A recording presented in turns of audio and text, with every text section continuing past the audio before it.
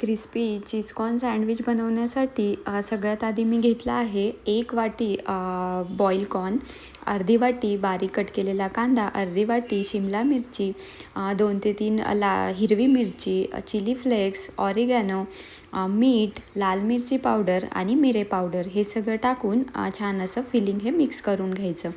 त्यानंतर इथे मी घेतला आहे व्हीट ब्रेड. एक स्लाईस घ्यायची, त्यावर बटर असं छान स्प्रेड करून घ्यायचं. त्यानंतर त्यावर ॲड करायची फिलिंग.